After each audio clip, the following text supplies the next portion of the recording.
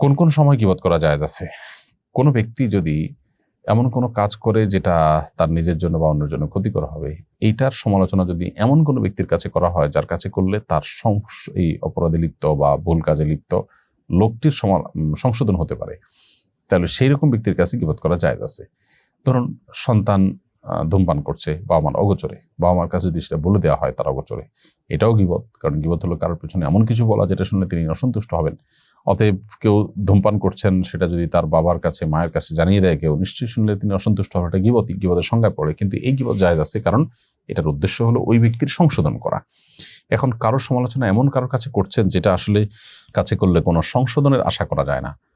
যেমন বাবার গীবত ছেলের কাছে করছেন, অথবা সহকর্মীর একজন আরেকজনের কাছে গীবত করেছেন। তো এখানে কেউ কারোর উপর নির্ভরশীল না যে সংশোধন হবে।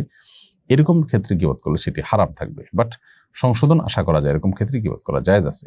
আবার কোনো কোনো ক্ষেত্রে গীবত করা ওয়াজিব হয়। যেমন কেউ যদি এমন কোনো কাজ করে যে কাজটা অন্যায় ভুল, এটা যদি অন্যদেরকে সতর্ক না করা হয় তাহলে সবাই ক্ষতিগ্রস্ত হবে, তখন সেই গীবত করা ওয়াজিব হয়ে যায়।